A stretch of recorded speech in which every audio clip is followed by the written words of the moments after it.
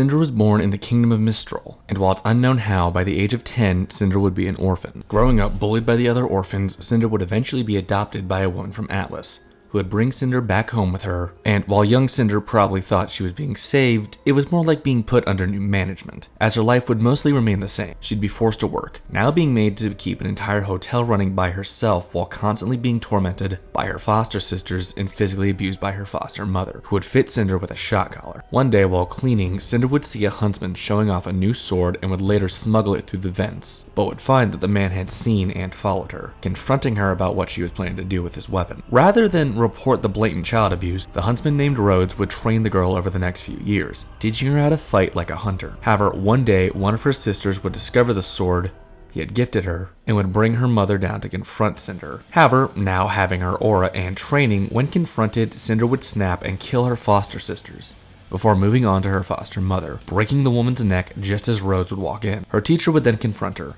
drawing his weapons, and Cinder, feeling betrayed, would attack, and after a brief but intense fight, Cinder would use an opening to take his life, finally gaining the freedom she had longed for her entire life. Not much is known in the time between this event and the start of the series. However, we do know that she would start going by the surname Fall, and that she would be found and taken in by the immortal witch Salem, who would plan to use her as a vessel for the maiden powers, which were required to gain access to the MacGuffins known as the Relics. On what can be assumed as one of her earlier missions, Cinder would meet and recruit the thief Emerald Sustrai and the son of an assassin Mercury Black, seeing both as useful in their own ways. Now using these two, Cinder would attack the current Fall Maiden Amber, and would steal a portion of her power before being forced to flee by the huntsman Crow Bronwyn, now confronting a faction known as the White Fang and strong-arming them into joining forces, before doing the same to a notorious criminal named Roman Torchwick, so her activities would go unnoticed. Now laying low, Cinder and her allies, along with Roman's sidekick Neapolitan, would pose the students until the Vital Tournament, where Cinder would arrange for several concerning incidents to happen during the tournament, including having Mercury fake an injury with his prosthetic leg, and arranging for the public destruction of a military combat android named Penny.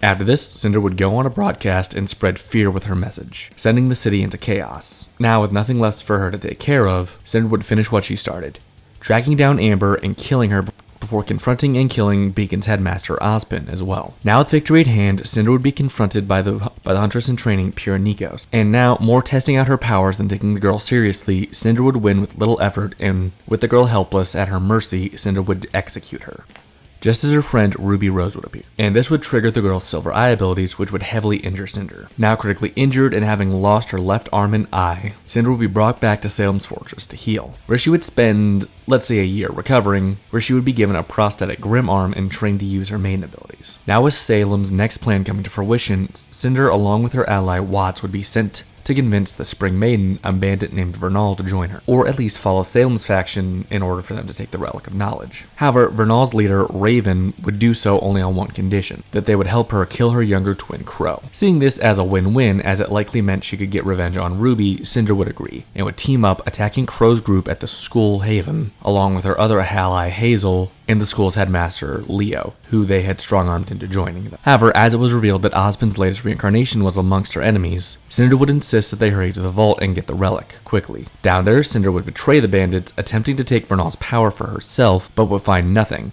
as it turned out that the girl was just a decoy and that Raven was the true Spring Maiden. Now with the two battling, Cinder would fight hard but would eventually be bested after Vernal would use the last of her strength to distract Cinder, allowing Raven to end the fight and freeze her before dropping her to the depths below. Now critically injured but still alive, Cinder would find a change of clothes and go into hiding, attempting to buy information on Ruby now that she was technically rogue. However, as it turned out, someone was looking for her as well, as Neapolitan would track Cinder down, seeking revenge for Roman, who had died in Cinder's initial plan. However, after a display of her power, Neo would agree to at least hear her out, and Cinder would convince Neo to help her kill Ruby, as they both wanted the girl dead. The two would then sneak into the kingdom of Atlas, where they would lay low for several months, before Salem would attack the city, which would allow them to strike, with Cinder sending Neo to go obtain the Relic of Creation, while Cinder sought the powers of the Winter Maiden, attacking and defeating her protectors before attacking the Maiden. But she would be held off long enough for the woman to pass away and pass her powers down to the rebuilt Penny, and before she could attack again, Ruby would come in, now in full control of her powers and forcing Cinder to flee, where she'd meet up with Salem's main force, where she'd be forced to lay low until busting Watts out of prison, where on the way back, they would see the whale that they were using as a lair and the rest of their allies still in the city getting nuked, and would be forced to come up with a new plan. However, Neo would then issue an ultimatum to Cinder, forcing her to go after RWBY and using the Relic of Knowledge to figure out the girl's plan. Using this information, Cinder would launch a surprise attack and along with Neo would slowly pick off RWBY's team one by one, with Cinder taking Neo out in the process as well for her betrayal. However, Cinder would once again fail to get the powers of the Maiden, but would leave with both relics with Salem, leaving Watts to die in the falling city, leaving just her, Salem, Tyrion, and Mercury left on their side.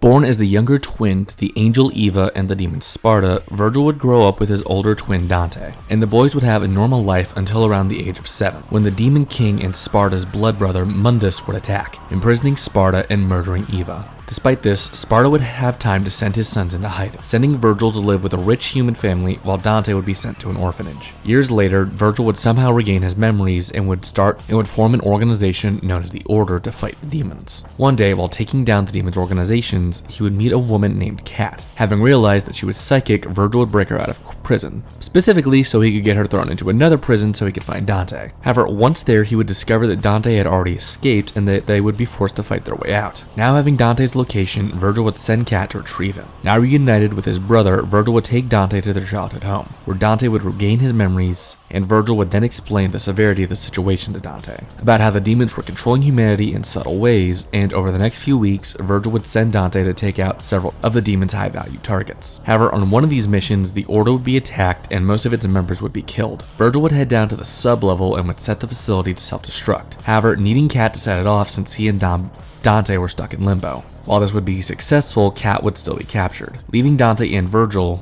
as the last remaining members of the Order. Now in hiding, Dante would reveal that Mundus had a child with one of his... I'm past the 30-second mark, right? Okay, good. One of his whores named Lilith, and while Vergil wanted to use this information to lure out and kill Mundus, Dante put his foot down, insisting that they use this information to trade for Kat's safety. And after capturing Lilith, a trade would be arranged where Kat and Lilith would be exchanged. However, about halfway through this, Vergil would...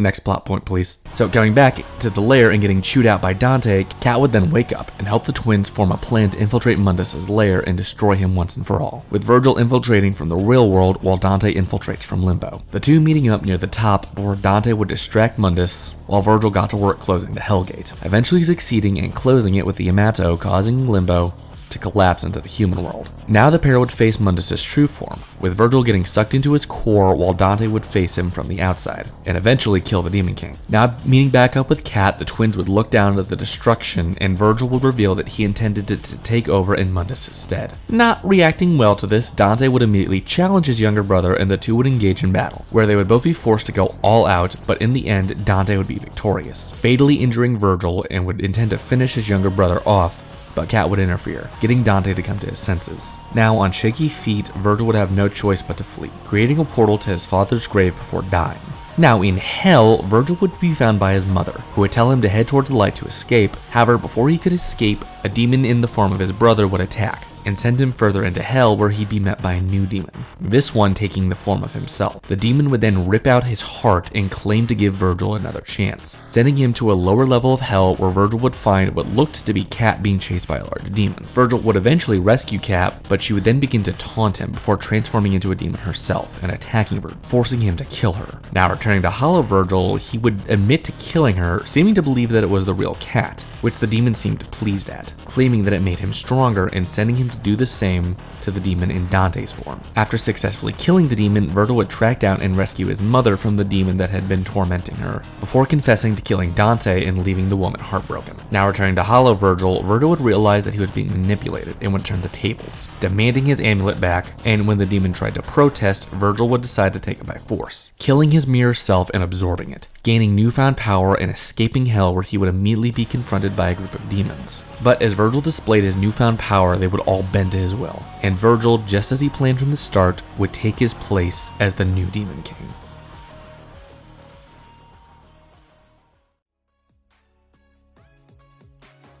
Hello and welcome everyone to a very special surprise, but not really surprise remake video, where I'll once again be pitting RWBY's primary antagonist, Cinderfall, against the poorly received but honestly overhated reboot Vergil of DmC Devil May Cry. Yeah, we're doing this one again. But this time I'm taking it seriously, because yeah, both of these characters are actually far more capable than I originally gave them credit for. Also, I don't really hate either of them anymore at this point, and considering it's actually a close fight, I'm pretty excited to get into this. Now, I'm not going to spoil anything, of course, but this is far from a stomp. Now, as for my sources, for Cinder, I'll primarily be taking examples from the main series, but will be including information from its tie-in material, such as some lore that hasn't been contradicted yet from the Amity Remake game and the World of RWBY official companion guide. And for Vergil, I'll be taking examples from the main game, its DLC Vergil's Downfall, and the Chronicles of Vergil tie-in comics. Now, with all that out of the way, let's start by comparing these two physically.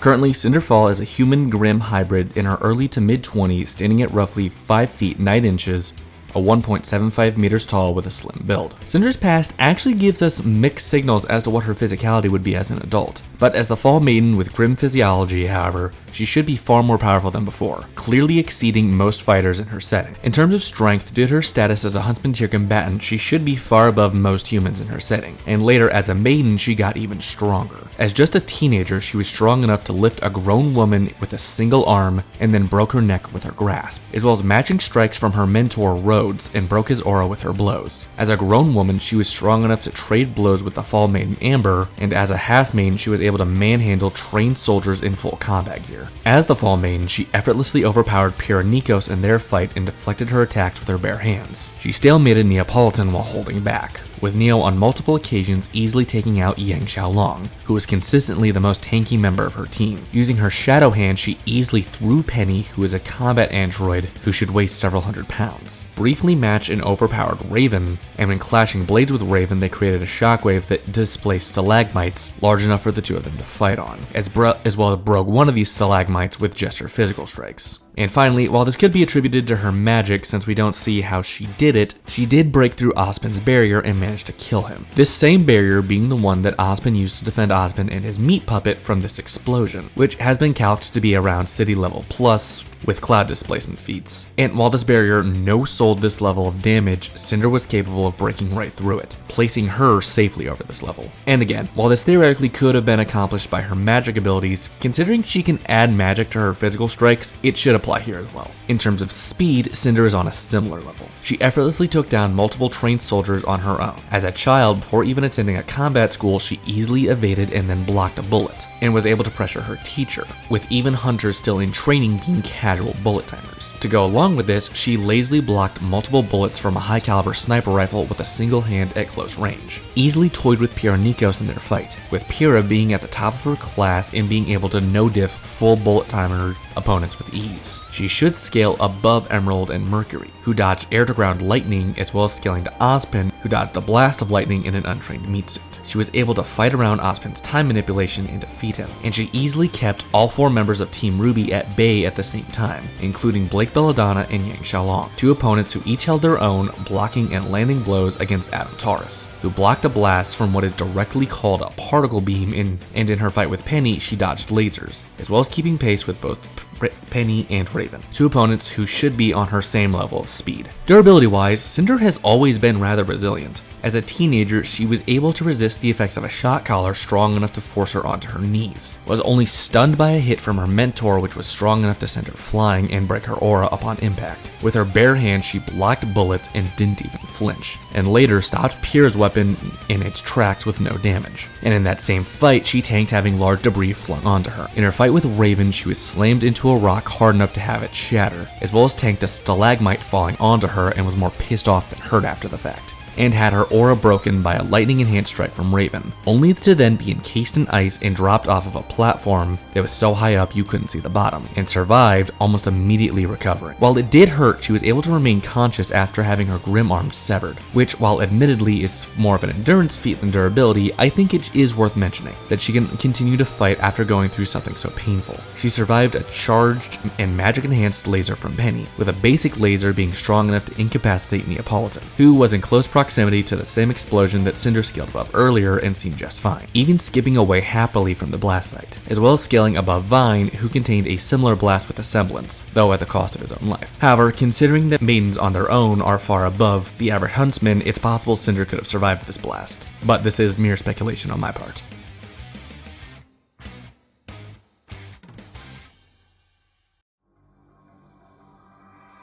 During the events of DmC, Vergil is an angel-demon hybrid known as a Nephilim somewhere in his early to mid-20s. Considering he is about on par with his older brother Dante, he should stand at 6 feet 2 inches or 1.87 meters tall with a lean build. Thanks to his Nephilim biology, Vergil should easily be above normal humans and demons and angels alike, as well as scaling to his twin brother Dante and possibly even Mundus upon becoming the new Demon King. In terms of strength, the majority of Vergil's examples come from scaling, but he does have a few respectable showings of his own. Even in a heavily weakened state during the events of Vergil's downfall, Vergil was able to take on hordes of demons, even defeating the Tormentor as well as defeating Hollow Vergil and Hollow Dante. In the comics, Vergil was able to cut demons apart and in half with ease, as well as killing a large demon with a single blow. He was able to kill a massive demon with just his physical blows, and was able to match Dante in their fight, even sending Dante flying with a simple physical strike. And speaking of his twin brother, he should roughly scale to, if just below Dante, with Dante in the reveal trailer hitting the ground so hard he sent both a group of demons and a car flying. With Dante's demon-enhanced strikes, he was able to break apart a bridge with one blow, as well as scaling to Dante's ability to deflect Vergil's summoned swords, which were powerful enough to wipe out an entire group of demons as shown in the comics, and staggered Mundus's giant form with just a physical punch. And while not confirmed, it's possible that Vergil's power summoned a thunderstorm that appears in the boss fight, which once again by using cloud displacement would place Vergil at about city level. However, if you don't buy this or simply think that Vergil on his own isn't fully responsible for this storm, city level is still about where he'd go, as he was able to damage Mundus, and should scale to Dante, who fought and killed Mundus, with the result of the Demon King's power being a destroyed city. With speed, while not specializing in it as much as his classic counterpart, he's still rather fast, and is most likely faster than his brother, who is fast enough to get dressed in a trailer being pulled at high speeds, and in the comics, he blitzed a group of demons with little effort. In his fight with Dante, he easily deflected gunfire from Ebony and Ivory, which are comparable to automatic guns with their combined rate of fire. Kept up with Dante in their fight, who had the ability to teleport and can defeat multiple demons capable of the exact same thing at once, as well as effortlessly reacting to the environment being destroyed around him and actively trying to kill him, even diving around it effortlessly. And finally, Vergil himself actually moved faster than a lightning strike, which according to this calc, yes I'm using calcs for lightning feats now, should place Vergil's base speed at around Mach 10,000, or sub-relativistic, as well as kept up with Hollow Vergil, who was a demon matching his own abilities while in a weakened state, and then got even faster after absorbing Hollow Vergil. In terms of durability, while a far cry from the ungodly amounts of punishment the classic version of the character can tank, Vergil is still far from a glass cannon when it comes down to it. He was slammed into the ground by an Onyx demon, which was so strong that he immediately resorted to having to activate his Devil Trigger in order to fight it, temporarily survived getting stabbed in the heart by Dante's greatsword, and was stabbed again by Hollow Dante, as well as being sent flying by a demonic blast from Hollow Vergil. Once again scales to Dante, who no-souled, taking several bullets to the back and was perfectly fine after falling from the bottom of a bridge onto a support beam hard enough to displace it. Tanked a blast of energy from Mundus which sent him flying, and should be comparable to the same blast that effortlessly tore apart multiple city blocks, as well as literally flying through the air and being crashed through a building by Mundus. And Vergil himself was at the epicenter of a powerful explosion after absorbing Hollow Vergil and gaining his power, as well as being trapped in Mundus's core for an extended period of time, fighting with his true form, with this form's power being a city destroyed by his power. Well, yeah, as you're gonna see a lot in this video, I undersold both of these two quite a bit the first time around. Vergil especially, but Cinder too, as both are near the top, if not at the very top of power in their worlds. But as usual, one will be coming out on top. Starting with strength and by extension durability, both are in the range of city level, both surviving the force of high-level explosions. Cinder by scaling and Vergil by just flat out being in one, both having cloud displacement calcs that would place them in city-level range, with Vergil creating a thunderstorm with his powers making him city-level, while Cinder should be comparable to the explosion which is city-level plus. However, it's actually worse for Vergil, as this explosion wasn't enough to break a barrier that protected Ozpin's meat suit. Yes, that's his name. Meanwhile, Cinder did break this barrier, meaning she actually scales over it. How much though? I can't say, but considering it's already a level above Vergil's feat, it clearly goes to her. Speed-wise, it comes down to Vergil's faster than lightning movements against Cinder's laser dodging feat, and these two are actually rather close in terms of speed. Now to make one thing clear, no, this feat doesn't make Cinder or anyone that scales her faster than light. as she was a considerable distance away from the blast. But by reacting to it, she does have the reaction time that is a percentage of the speed of light, similar to Vergil, considering just how much faster he was than the lightning strike, which makes both of them sub-relativistic. The difference is that while Cinder's feat makes her capable of moving around at around 8% the speed of light, Vergil's faster than lightning movement is only about 1% the speed of light. Not a massive difference, but still one large enough to create a noticeable difference. Now, I don't normally examine this, but I will actually be giving Vergil a point for his endurance compared to Cinder's. While true, Cinder can withstand high amounts of pain, even losing an arm and continuing to fight, Vergil got right back up after taking a great sword to the chest, died, went to hell, got stabbed in the chest again, got his heart ripped out, and then proceeded to fight his way through the DLC, and then kill a demon version of himself with all of his own powers. But overall, Cinder can take more damage, deal out more damage, and can move faster than Vergil. So I grant her the edge in physical abilities.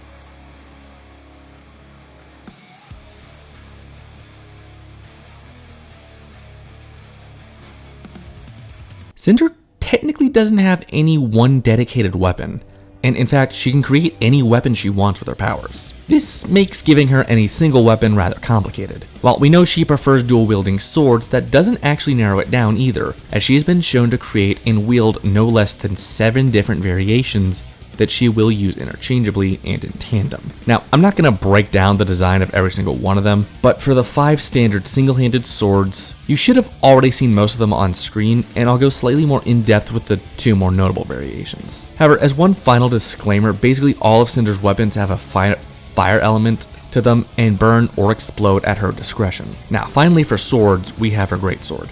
At roughly 7 feet long, this is her largest weapon and likely the most hard-hitting, with a single-edged blade that is straight until the tip where it curves inwards. The size of this weapon will make it excellent for power blows intending to break through an opponent's guard or defending against other heavy strikes. Cinder also has a small collection of other weapons, including about 5 different daggers, each one either slightly different or a complete variation from her other ones, as well as a spear, which she seems to be able to control the length of, either being at about the size of a javelin or a more standard 2-handed infantry spear. This weapon had a jagged handle, ensuring that whoever is stabbed with the weapon will receive more torn flesh after the initial stab and possibly bleed out, as well as having blades on both sides, which would allow her to attack with either angle. And finally, I wasn't entirely honest when I said we were finished with the swords, as one of these blade combinations are styled to function as her classic weapon, Midnight. This weapon allows her to make 2 swords which, when connected by the handle, will allow the weapon to function as a bow, and she will similarly make explosive arrows which she is skilled enough to fire at least 3 of at once. The blades themselves are highly curved and jagged,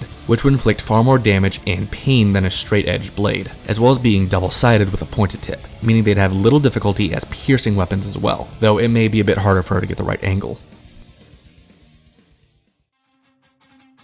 Vergil will be bringing 2 weapons into this engagement, the first being his father's sword passed down to him, the Yamato. While the sword itself can be assumed to be of demonic origin since it was wielded by his father, the weapon can be imbued with both demonic and angelic energy at will. From the butt of the handle to the tip of the blade, this weapon is roughly 3 feet in total length, with a curved, single-edged blade that would make this weapon excellent for cutting and slashing unarmored opponents. The weapon also has several abilities that don't seem to come from Vergil, allowing him and presumably anyone wielding the weapon to attack with these abilities. This is primarily showcased with his Judgment Cut ability, which surrounds an opponent and slashes, attacking from all angles. And finally, while this sword does have the ability to cut through space in a similar manner to its classic counterpart, however, unlike the original continuity, the extent to which it does this is never really explained. It can create portals and close the Hellgate. However, considering that Mundus was weaker than the Hellgate, as Cat directly states that it's his main source of power, and Vergil was unable to kill Mundus, despite having plenty of opportunities to do so, it seems highly unlikely that this is an offensive ability, or if it is, that Vergil simply hasn't learned how to use it in this manner yet. He also carries a few throwing knives on him, while primarily used as a projectile for when he isn't in limbo. He could theoretically use them at any point. However, truth be told, with his Sword Illusions power, these weapons are redundant. However, I figured I may as well mention them, as they could theoretically make a difference if absolutely necessary. Well, this category is pretty easy no matter how you look at it. Starting with the obvious, Cinder is going to have the vast majority of advantages by default, as unlike Vergil, she isn't limited to any singular weapon.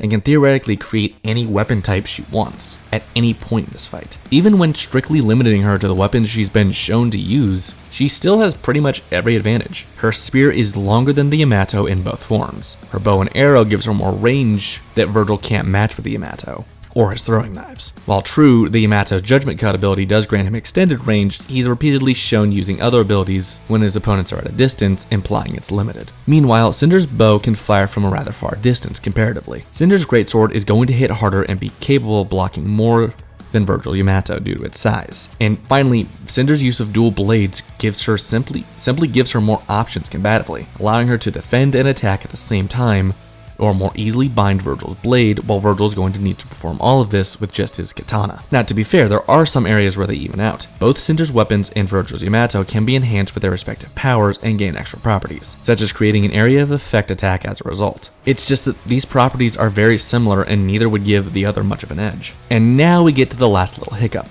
the Yamato's dimension cutting abilities. Now, to be fair, this is an ability Vergil does have at his disposal. He's been shown and stated to be capable of cutting through space on multiple occasions, and even close the Hellgate with the blade's abilities. There's just one problem. There's nothing to suggest that Vergil can use these powers for combative purposes. Every single time he's used these powers, it has been out of combat, and unlike his classic counterpart who craves and enjoys combat, and thus has an in-character reason as to not use this ability in order to extend fights, this Vergil isn't opposed to fighting dirty and will use every conceivable advantage at his disposal. And there are multiple instances in the games and comic where this ability would have been greatly benefiting to him. In fact, his time trapped with Mundus is a prime example of it. Mundus is directly stated to be weaker than the Hellgate, as it was the main source of his power, and Vergil, with little difficulty, used the blade to close the Hellgate and shut off its power from Mundus. So the sword should be capable of taking down the Demon King if this is an ability Vergil has that he can use in combat. And Mundus is someone that Vergil has already proven he will go to extreme lengths in order to fight, but he has never once used it against Mundus, and is never shown even attempting to use these abilities in combat. And even if you believe that Vergil's Yamato is meant to have a 1-to-1 skill set compared to the classic Yamato, the ability to cut through souls was added in Devil May Cry 5, which came out after the reboot. Meaning, looking at it realistically, there's nothing to suggest that in lore it should have these abilities yet, unless it's retconned with a future installment. And so, with all that taken into consideration, I give Cinder the edge in weapons and equipment.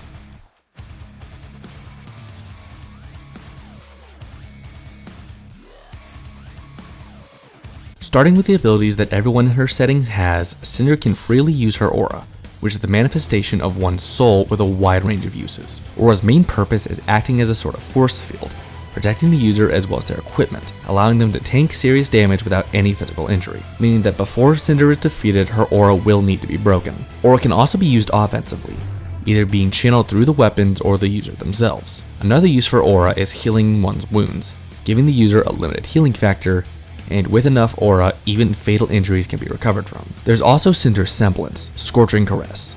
This power allows Cinder to superheat objects at will. Her semblance seems to have grown in versatility greatly throughout her life. At first, this power required her to make physical contact with an object where she could inflict damage just by grabbing onto someone. As an adult, she gained far more versatility with her powers. Even before becoming a maiden, she had expanded her abilities, which granted her the power to create explosions with a wave of her hand, and even a form of telekinesis with objects she had superheated. And with her maiden powers, she only grew in versatility and power. Then there's her Shadow Hand, a sentient grim parasite with immense strength that has replaced her left arm after she lost it during Volume 3. This parasite functions primarily as an arm replacement, but also has other abilities. The most notable is its ability to drain power from others in her setting. Not just main powers, but also aura, as shown when facing Vernal, as despite Vernal not having her aura broken in her fight with Weiss, after getting surprise attack, she was unable to heal and bled out from her injuries. It can also extend to unnatural lengths, extending dozens of feet to grab and throw opponents. While the Grim cannot be protected by her aura, it makes up for this by being capable of regeneration, completely regrowing after being severed. However, this does come at a cost, as it will grow on her as it regenerates, giving her less area to be able to defend with her aura. And finally, we have her abilities gained by becoming the Fall Maiden, one of the 4 magical beings capable of freely using elemental magic.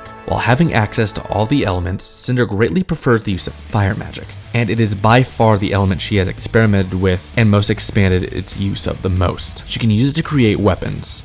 shoot flames freely from her hands, create a shockwave of energy, and even being capable of breathing it like a kaiju. As mentioned before, she has used her main powers to strengthen her semblance, allowing her to set her weapons aflame and casually have them explode, and with greater strength. This also expanded her weapon creation, allowing her to summon her glass weapons at will without the use of dust and effortlessly control them, shooting them like projectiles. She can also fly with any of the elements and is rather adept in aerial combat as shown in her fights with Penny. It's also worth noting that Cinder is actually stronger than a standard maiden would be at her level, as she has partly drained main power from both Raven, Bronwyn, and twice from Penny Paulandina. And as seen with Amber, main powers can be taken in parts, meaning that Cinder should, even if only fractionally, have more potential and possibly more power than any other currently alive maiden in RWBY. She is also confirmed to have the power needed to control Grimm thanks to her main abilities, best shown when she communicated with and partially controlled the Wyvern, even commanding it as shown in her fight with Pyrrha, where the Wyvern tag teamed the building with her. While it is rare, she has showcased the ability to use her other powers both out of and mid-combat. She displayed her cryokinesis when she froze Raven Bronwyn, and later in that same fight used control of Earth both to have stone flying around her as a barrier and later used it with a combination of her semblance to melt them into her greatsword, as well as creating powerful gusts of wind when she pushed Neo back, and electricity when she used a mixture of fire and lightning to attack RWBY from behind. And while she hasn't showcased it, she does have the power to create storms and summon lightning from the skies. However, this power likely became obsolete now that her flames can be imbued with electricity naturally.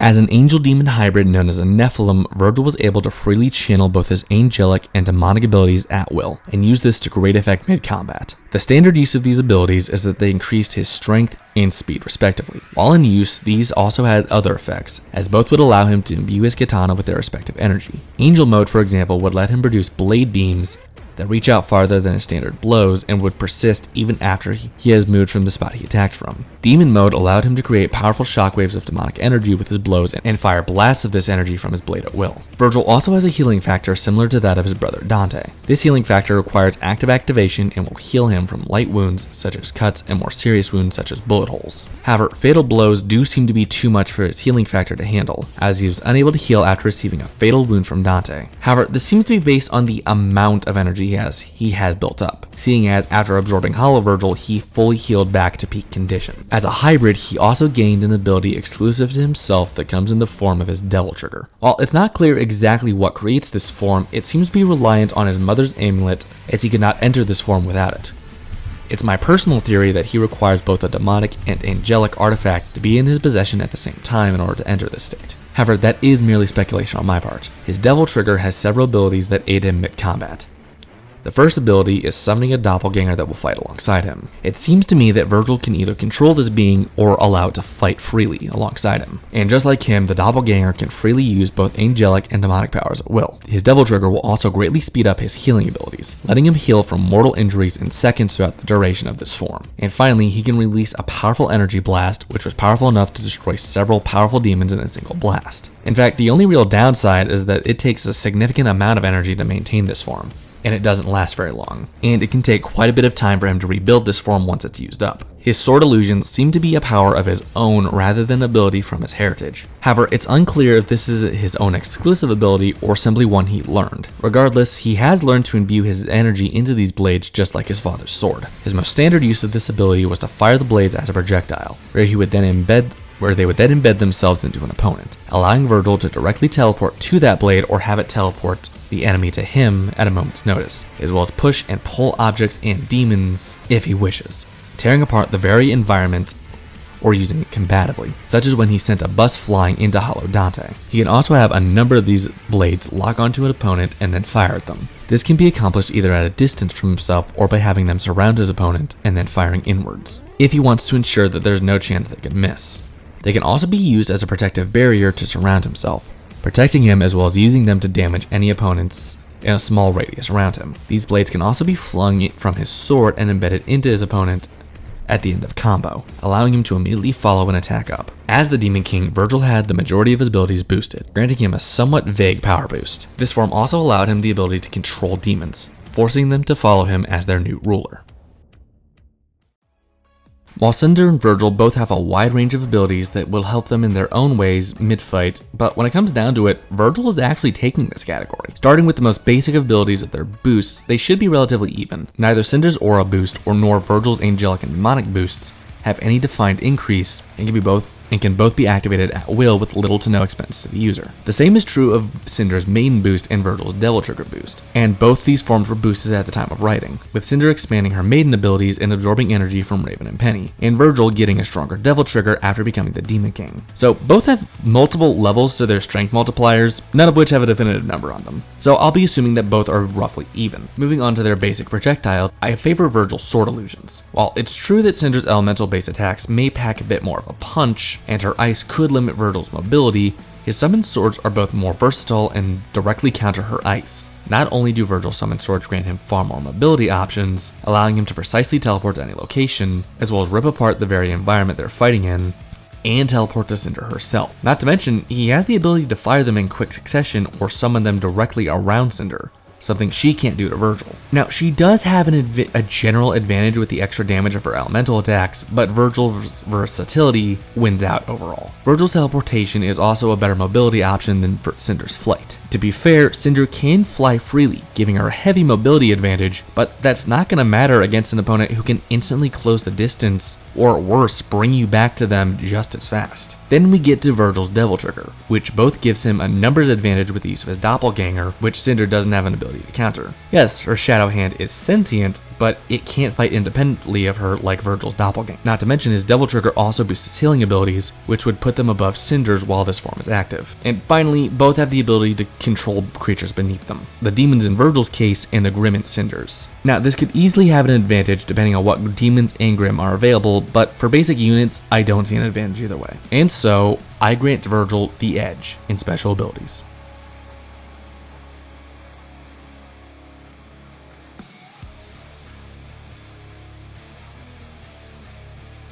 Like in all of my matches, I will be using Star Wars lightsaber fighting forms to better and more easily describe how both of these opponents approach combat with their particular styles. Now with that out of the way, let's begin. Cinder was trained from the age of 10 by the Huntsman Rhodes. She was trained anywhere from 3 to 5 years until being forced to kill him, where she'd survive on her own for an unknown amount of time, likely improving her skills through experience before she'd end up working under Salem, forging this girl into an opportunistic, vicious, and deadly combatant all before even becoming an adult. Cinder's form, in my eyes, would be a use of both the Jarkai and Nyman versions of Form 6, and as far as I can tell, she's a master of this combat style. The Jarkai variation taught users to maintain a strong offense, as the speed of the attack that two blades allowed would overwhelm most opponents. A typical maneuver was to constantly attack with one blade while relying on the other for defensive coverage, ensuring that the duelists could keep up their guard even when they attacked. However, it was common that both blades were used for offensive purposes, keeping up a continuous frontal assault. Another advantage of Jarkai was that the two blades made it easier to hold off multiple opponents, as one simply had more blades to pair it with, as well as the Nyman variation, which was a hybrid martial art created by effectively combining elements of the preceding lightsaber forms into a single generalized form. Nyman balanced out the various specializations of the other forms, covering many of the basic moves but focusing on overall moderation. However, Cinder didn't stop there, as she also heavily implemented her powers and abilities mid-combat, which Nyman also taught, allowing fighters like Cinder to use abilities such as her semblance, magic, and her shadow arm fluidly in combat, all of this leading me to believe that Cinder would be a master practitioner of Form 6 in all of its elements. Cinder's Ataru style assault is probably her most used combative style outside of Form 6, as Cinder, even as a teenager, was a highly mobile combatant who constantly stayed on the move and applied a heavy level of aggression to try and overwhelm or at the very least pressure opponents. Ataru also implemented the use of dual blades, which her skill set was already primarily designed for, as well as encouraging the use of hand-to-hand combat in tandem with blade strikes in order to use one's entire body as a weapon, something Cinder seemed to be very fond of mid-combat. The Form 5 variation Gemso was a combat style with a focus on bladed combat, with the user implementing a mixture of power blows and a strong defense until he can spot an opening and then counter attacks as well. Cinder would often use this style to beat down an opponent with her enhanced strength to smash through an opponent's guard, as well as stalemating skill fighters, managing to casually hold off all of Team RWBY on her own and stonewall Neapolitan. Cinder is also a skilled hand-to-hand combatant,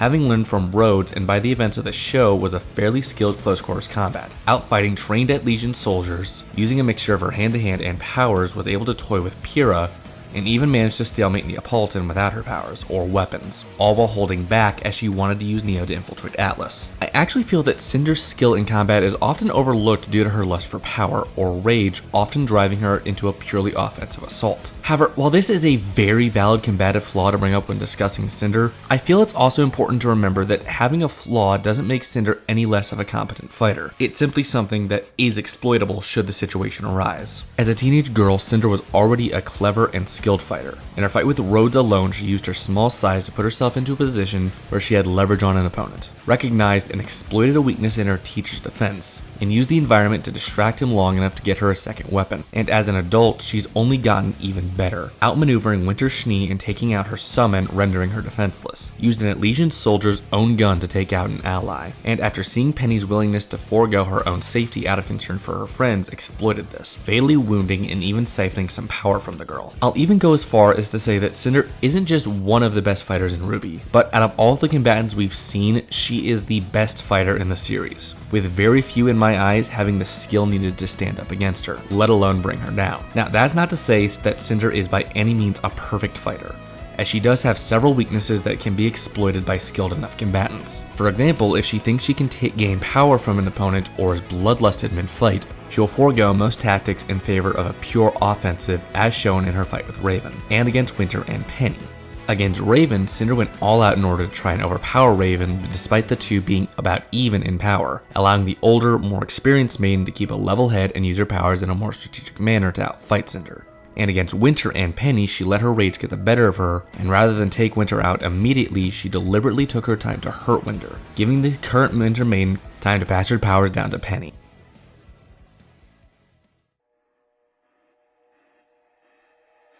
While we have no information on his training or background, it can be assumed that much like his main timeline counterpart, that this version of Vergil is primarily self-taught. However, again, like the main timeline version, that is in no way held him back, as despite what the main campaign of DmC Devil May Cry would have you believe, this version of Vergil is a highly skilled swordsman who, just like his older brother, could go toe-to-toe with hordes of demons and walk away unscathed. In terms of general skill, he should be comparable to Dante, seeing as he held his own against his brother for a considerable time. And as the boss cutscene shows, Vergil was actually pressuring Dante, giving him enough trouble that he forced Dante into activating his Devil Trigger first. In fact, Vergil is the only fighter shown to make Dante lose himself to his Devil Trigger state, and considering the caliber of demon warriors Dante has faced, that is no small feat, considering some of Dante's opponents had thousands of years of combat experience under their belt and were easily defeated. His primary combat style would be Form 2 Makashi. The early levels of Makashi were devised to provide a defense against an opponent's blade, allowing an initiate in the style to defend himself with minimal effort, but needing to be paired with a more offensive style to score a winning blow. The higher levels of this form proved considerably more effective, by comparison. Form 2's blade work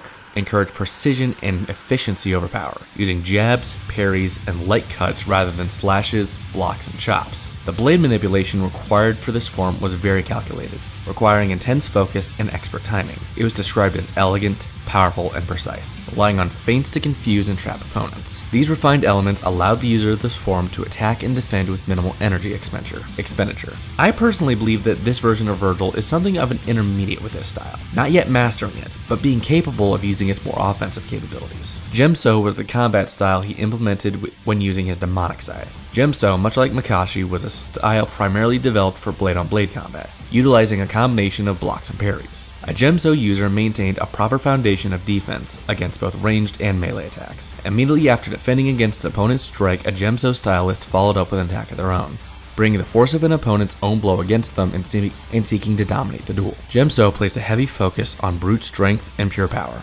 with wide, powerful strikes and parries, followed immediately by a counterattack. However, I feel that Vergil didn't care so much for the defense aspect as he did its powered offensive. Don't get me wrong, he absolutely implemented parries into his combat style, but he rarely, if ever, immediately pushed a counteroffensive, preferring to start a whole new attack rather than playing off of the opponent's opening. Ataru as a main form taught the user to stay in constant motion and delivering an unending flurry of attacks. to overwhelm a single opponent. Vergil would primarily use this style for offensive maneuvers, involving his angelic powers which allowed him to move far faster than he would normally be able to. It's clear from his use of powers primarily in gameplay that he also had an affinity for 9-man as a combative style. 9-man taught two major aspects. The first is hybridization of combat forms, allowing a practitioner to fluidly switch from one fighting form to another, allowing the user to act as a jack of all trades but master of none, being able to effectively press a basic advantage of the other common lightsaber fighting forms while suffering of none of their weaknesses. However, the aspect of this style he leaned more into was its integration of power-based offensive maneuvers being weaved into his combative sequences, allowing him to deliver powerful blows of demonic and angelic ability without needing to break his offensive. In terms of his combative approach, Vergil was cautious, preferring to begin encounters with significant opponents with a probing offense, ramping up the pressure as needed and testing out different approaches to see what worked against particular opponents, and using a mix of his swordplay and powers when there's no obvious weakness to find.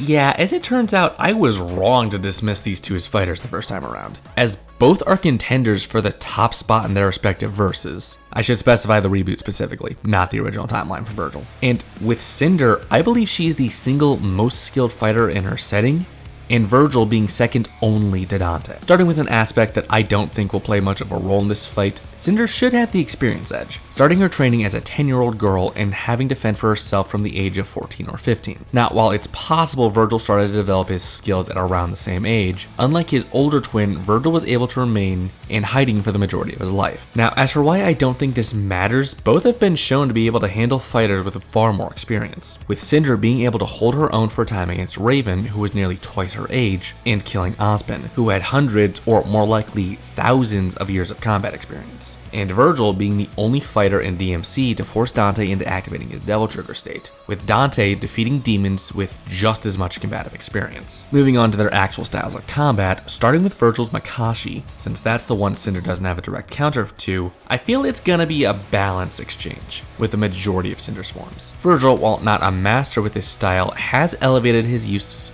to be able to contend with his brother Dante, who, like Cinder, would use forms 4 and 5, and the 9-man variation of form 6. However, then we need to look at Cinder's main combative style, Jarkai, which could prove to be tricky. Both are developed for blade-on-blade combat and are focused around getting around guard, with Cinder's style utilizing both blades in order to overwhelm an opponent, blocking and striking at the same time, while Vergil's dueling style would allow him to slip past a guard entirely and bind up his opponent's weapons. But overall, I'd say Cinder has the slight advantage with their main styles, simply because she's gonna have a far easier time keeping Vergil at bay and blocking his strikes, as well as getting around Vergil's own parries with her twin blades compared to Vergil's singular. Comparing the uses of Form 4, I'd say this is pretty even. Cinder's dual-bladed technique would allow her to keep a more consistent and pressing offensive that would allow her to keep constant pressure on Vergil. Meanwhile, Vergil has the advantage of his Ataru usage being directly tied into his angelic abilities, which directly boosts his speed and agility, which would let him apply a similar level of aggression with a single blade. Gemso could realistically go either way. Both have been shown to effectively use both a stonewall defense so strong that their opponents, Dante and Raven respectively, had to either wait for them to whiff an attack or flat out interrupt them mid-attack in order to land their hits, and both were more than capable of landing power blows, with both having ample options for increasing the strength of their blows. And finally, 9-man, which to me is very clearly in Cinder's favor. While I actually think Vergil is very skilled with this style of combat, effortlessly going from one style to another fluidly and swapping between them as needed to gain an advantage, all the while mixing in his strikes with his powers, the simple fact of the matter is that he's going into this playing Cinder's game. This woman is so skilled with her mixing of styles that she is often shown simply using them at the same time, using speed and acrobatics to land stronger power blows, or using a powerful strike specifically to break a guard and spin into a kick, and using her magical abilities to form a more effective defense, all while looking like she's using one singular combative style. And that's really what the big difference is. While Vergil can arguably apply his styles just as effectively, you can clearly see when he's changing from one combat style to another. With Cinder, it's genuinely difficult to tell when her combat style has changed until she's fully going with a new approach. Her hybridization of her combat skills is simply on a whole other level to Vergil's. In terms of combat tactics, this mainly comes down to the fact that Cinder has shown to be far more adept at fighting and exploiting weaknesses. weaknesses, not just on a combative level, but also on a personal level as well. Despite only meeting a Penny for a total of like 10 minutes, she easily picked up on a way to land a fatal blow, simply by observing what Penny prioritizes mid-combat. Now, that's not to say that Vergil doesn't do this as well, it's just that he's never done something like exploit someone's personality in order to gain an advantage in a fight. So he's just a bit less impressive in my eyes. As for their combative weaknesses, they've both shown to be susceptible to anger and will take time out of a fight to taunt or inflict pain on their opponents, which could potentially leave them open for attacks from the other. And both fighters would be capable of taking advantage of this opening, so in my eyes, that weakness cancels each other out. Overall, Vergil is by no means lacking in any of these areas combatively, and will manage to stalemate Cinder in many areas. But when it comes down to their primary styles and hybridization, Cinder's advanced level of this jack-of-all-trades approach to combat, along with her use of twin blades, just puts her enough over Vergil that I can confidently say that she's a more skilled fighter, even if it's not to the point of being on a whole other level, but she would still have a noticeable advantage. And so, I grant Cinder the edge in combat skills and tactics.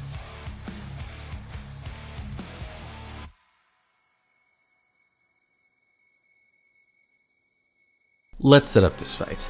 Let's say that it takes place in the realm between realms from God of War 4, and that the two just so happen to find each other while going to their own destinations, and both happen to be very curious about the power each other holds. Vergil walks along the branches of the World Tree, whistling a small tune to himself until he sees something he wasn't expecting. Another traveler, a human from the looks of it. That is, until he sees her arm. Cinder, meanwhile, was going to just ignore the strange-looking man until a familiar tingle made its way up from her shadow hand and into her core. It sensed something in this man. It sensed power. Immediately, the pair lock eyes and begin sizing each other up. Cinder looking at him with a sort of hunger in her eyes. You're strong. I can feel it, Cinder says, approaching, walking right up to him, circling the Nephilim like a shark. Vergil watches her coldly, his thumb resting on the guard of his blade. I don't know what you are, but you should leave if you value your life, Vergil says, his eyes narrowing as he turned and drew his blade, pointing it to her neck. However, in an instant, Cinder catches the blade, summoning one of her own and clashing with the man as he goes to threaten her. Vergil is taken off guard by the woman, immediately trying to push off her as the sparks fly from the pressure, neither hybrid flinching as the pressure of each other's blade starts to make each weapon bend. However, suddenly, Cinder's shadow hand shoots forward, its claws plunging into Vergil's chest and immediately starting to siphon away at his powers. Vergil recoils, but feeling the power being sucked out of him, he's forced to work through the pain. His blade is then enveloped in a red demonic aura as he pushes with all of his might, throwing her back and off of the tree. Cinder recovers almost instantly and starts to hover in the air, immediately forming a bow and arrow, charging it as she takes aim and fires at the Demon King, who, in response, lazily flings one of his sword illusions, clashing with the arrow and causing it to explode midair. Cinder readies another arrow, waiting for the smoke to clear, but before it does, a flurry of summoned swords fly at Cinder, forcing her to release her weapon and fly evasively, dodging several swords at once, and at one point being forced to turn back and blast apart a sword as it's about to impale her through the face. The shattered sword fragments flying around her, suddenly glowing bright blue as Vergil teleports to her and spins, using his angelic imbued Yamato to repeatedly slash and strike Cinder back onto one of the branches. Cinder growls as she gets back to her feet, Vergil landing on the branch across from her and throwing a crimson sword illusion into the branch above her before ripping it down. Cinder ready to fire into her fist to shatter it when suddenly the summoned swords surround her. Reacting in an instant, Cinder lets out a repulse of energy, shattering both the blades and the branch at once, setting the tree on fire, the orange flame suddenly turning blue from the tree's magic. And as the flames start to grow more intense, Cinder rushes at Vergil, clashing blades with him and sending him sliding back. Vergil immediately attempting to cut away at her with his blade, but Cinder parrying the strike and in the same motion forming her second blade. Vergil keeps up his light slashes and jabs at first, but quickly finds himself being pushed back by her pressure. With every failed slash, Cinder is countering, with one sword and attacking with another, giving him very little time to respond and almost no opportunities to counter. So he decides to ramp up the pressure himself, sending angelic energy into his blade, amping his aggression and striking far faster and more often. However, as he does, the maiden uses her aura to boost her speed as well, using her blade to deflect a strike from Vergil before jumping forward, driving her knee into his solar plexus and using her powers to boost her momentum, knocking him back onto the ground and immediately plunging her claw into him once again. pinning him to the ground as she stands over him. Then, in an instant, she feels a searing pain shoot through her arm as a spectral blade cuts through it. As she staggers back, a second powerful slash from the same blue spectral blade sends her flying. Not one of Vergil's summoned swords, but a spectral copy of him. And as he gets back up, Vergil's clothes turn to a bright blue color as he stands, his wounds immediately healing. Cinder, seeing this, growls as her arm regrows,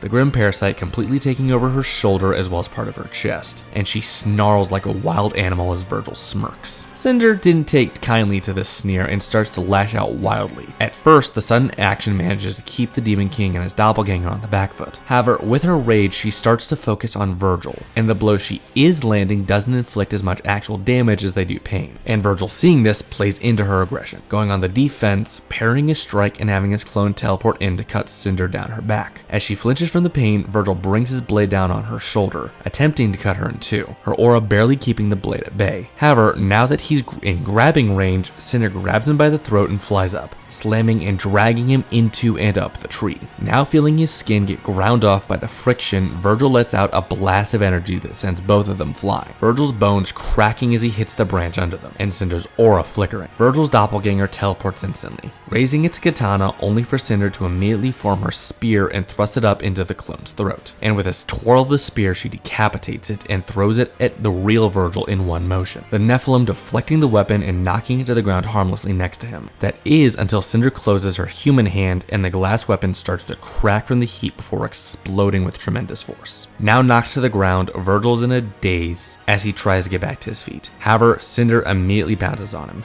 striking him repeatedly in the face with both arms and grabbing his head, slamming it back against the tree hard enough to crack the branch they were on. Then she goes in for the kill, grabbing him by the throat with her grim arm and starting to drain his energy once again. However, now Vergil is too weak to fight Cinder off, and she absorbs the angelic and demonic energy, causing her arm to start transforming, as a glowing bright blue flesh surrounded the leathery grim bones and sprouting demonic red scale-like growths as armor as her shadow hand fully transforms. Feeling that Vergil has little to no energy left, Cinder closes her hand, the claw closing in on the flesh of his neck before she pulls her arm back, ripping off the front half of Vergil's throat, still leaning over the Nephilim and watching the light leave his eyes as he bleeds out under her. And with that, I declare Cinder Fall, the Grim Maiden, the winner.